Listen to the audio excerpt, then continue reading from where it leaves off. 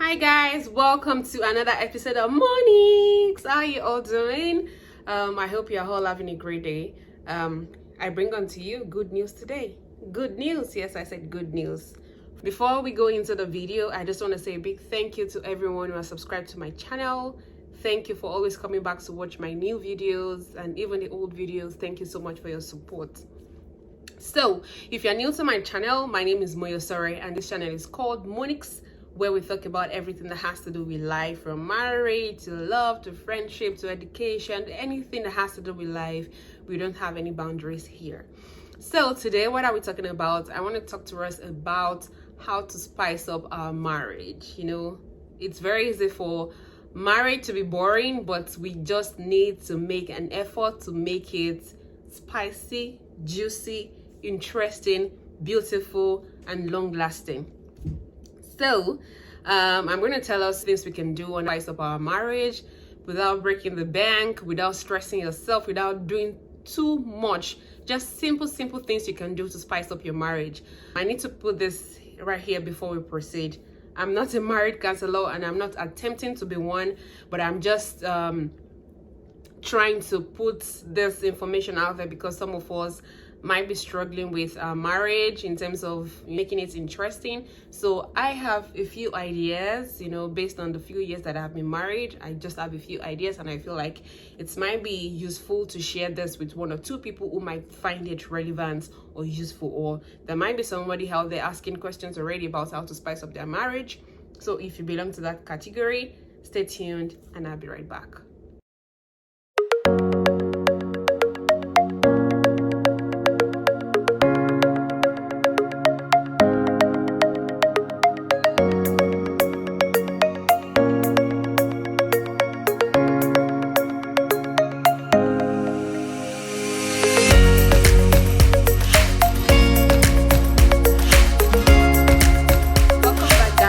So I have 6 ways for us to spice up our marriage. If we do not want to kid ourselves, it's very easy for our marriage to be boring. Even marriages that are as young as a year old, it's very easy for that kind of marriage or for young marriages to be boring. Because these days, you know, the husband works, the wife works, everybody wakes up in the morning, you go to work, you come back in the night, you quickly find something to eat, then you sleep, and that cycle continues over and over and over. And then some of you work 5 days a week, some work 6 days a week, some even work 7 days a week. So if we are not careful, if we continue to go on like this, the marriage will be boring. So under 1 year of being married, you might find out that you're actually not experiencing marriage the way others told you about it. You're actually not seeing the fun part of it. But there are few things that you can actually do to make that marriage interesting. So here are the 6 points that I have to share with you. The first is that in your marriage, if it's not something you currently do, try to start giving gifts to your spouse. So when I say gifts, I do not mean gifts that will require you to break the bank. If you can afford it, fine. But if you cannot afford those kind of luxury gifts that men or women like a brand new car, a house, land, bone straight hair, you know, those kind of things, if you cannot afford them, there are small things you can actually buy to make your spouse happy once in a while. Yes, you can buy things as small as perfumes, you can buy makeup kits, you can buy handbags, you can buy shoes. Just find something that is very affordable for you based on your own pocket that your spouse will appreciate. So once in a while, just come home with a nice gift. You don't even have to give your wife or your husband immediately you get home. Say, hey, take. No, don't do that. One way you can do it is that when you get home, where your wife or your husband normally visits immediately they step into the house, whether it's the closet or whether it's the bathroom or anywhere that they normally visit when they just come straight into the house, you can just hide that gift there so that when they come in, that will be the first thing they see and they're like, oh my God, what's this? And they're like, what is this? They open it up and then they see it's a gift. That day, you will see that your spouse will be very happy. So when you inculcate the act of gift giving, your spouse will be excited. They will look forward to it. Number 2, how to spice up your marriage is to watch movies together once in a while. You know, it's not enough for you to just come home, just about what happened at work, and then you eat and then you sleep. Sometimes watch movies together, have a movie night. Maybe declare one day out of the week your movie day, maybe Friday night or Saturday night or Sunday night. Let it be a part of your family. So once it's Saturday night or Friday night or Sunday night, you sit back, relax in your bed, whether in your bed or in your sitting room or anywhere you like, you watch a movie together. And after watching the movie, you can pick up 1 or 2 points from the movie or one scene or the other that you really like, that you found fascinating, and then discuss with your spouse. You know, just have that sort of conversation about what you have seen in the movie. And then make sure it's a movie that both of you actually like, not a movie that one person likes and the other doesn't like. So let me use myself as an example.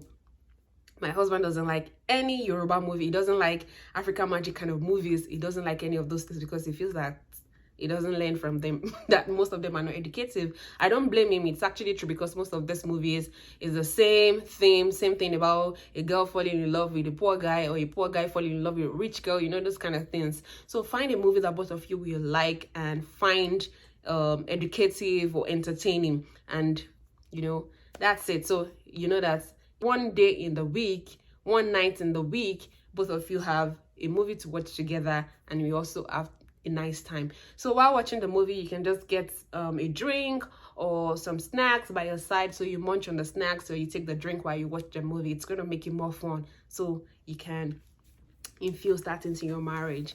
Then the next point is that you can also learn to eat out once in a while. While I'm not advocating for you guys to start spending your money in restaurants, you know, what I'm just trying to say is that sometimes when all you do is just to cook at home all the time, you even get bored, because sometimes I get tired of homemade meals. Same as my spouse, he gets tired of homemade meals sometimes. So sometimes just take yourselves out to dinner, to lunch, and if you're the kind of person who doesn't like to go out, or both of you don't like to go out to eat, you can order.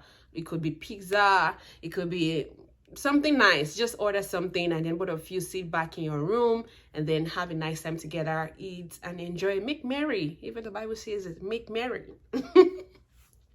So that's that. Then the fourth point is that if you don't currently do this, you can start doing this now. So what is this thing that I'm talking about? Sometimes send messages to your husband or to your wife when they're at work. The kind of messages that I'm talking about are not those ones that marriage coaches or marriage counselors will tell you to send to your spouse. No, my own is that those messages can be like a message to say, my husband, I'm so happy to have you. I'm so happy to have you in my life. My beautiful wife, I love you. You are gorgeous. You are so beautiful. I'm grateful to God for giving you to me. Or in your local language, you can just hype your husband, hype your wife. You know, they'll be excited, they'll be happy. That might make them laugh at work. They might actually be having a bad day at work, but by the time they open up that message and they see what you have sent to them, it will brighten their day, it will brighten their mood. So learn the art of sending messages to your spouse when they're away at work, whether at work or anywhere they might be. Just send a message. Even if your husband just left your house 5 minutes ago or 10 minutes ago, you can just send him a message. Hey, darling, I love you. Have a nice day. God bless you. That's great. You're spicing up your marriage. So now to the next point. This one is actually for those who don't cook together. If your husband doesn't help you in the kitchen, or maybe it's the reverse, it's the husband who cooks and the wife doesn't engage in cooking, sometimes join your spouse in the kitchen to cook. Yes, join them. Even if you don't do much of the work in the kitchen, you could just stand there in the kitchen, gisting with him or her, you know, helping to pick up one item or the other, helping to cut some fruits, you know, just helping out generally in the kitchen. If it's not something you do on a normal day, you can start doing that once in a while, and you'll realize that by the time you do that once in a while, your spouse will be excited, he or she will be happy, and then it creates memories. They have memories of, okay, the last time I cooked in the kitchen when my husband was here with me, or when my wife was here with me, we discussed something, we had a nice time and what have you. So once in a while, join your spouse in the kitchen and cook with them. And now to my last point. This one is a very nice one, but there's a caveat. So the point is that play pranks on your spouse once in a while. But if your spouse is someone with a high blood pressure, someone with a heart-related disease that they might not be able to handle pranks, please don't play pranks on your spouse. If they belong to that category, yes, don't do that. But if not, once in a while, just play pranks. Like maybe, your husband is almost coming home. Say he comes home exactly 6 on dot. You can just hide behind the door. When he opens the door, and then you just, appear, and then he screams, woo! Just play pranks, do something funny, do something nice, even bite his bum. Did I just say that? You heard me right? Yeah, just do something nice, something nasty. Play pranks, all those things, all of these things that I've talked to you about. If you infuse them into your marriage, you will see that things will change gradually. Not like things are going bad ordinarily, but it's kind of a bit boring. But by the time you infuse all of these things and much more that you learn from other people or you do on your own personally, you see that things, get interesting in your marriage. So guys, let me just do a rundown of all the 6 points that I mentioned to you. So the first is that learn the act of gift giving to your spouse. Number 2, watch movies together. Number 3, eat out sometimes when you can afford it. Number four, send lovely messages to your spouse when they are away from home. Even if they are at home with you, sometimes send them messages. Number 5, cook together. And then number 6, play pranks on your spouse. But be careful, do not play pranks on spouses that have heart-related conditions that might be triggered if you play pranks on them. So guys, that's it for today. So we'll see you again. It's bye from your girl.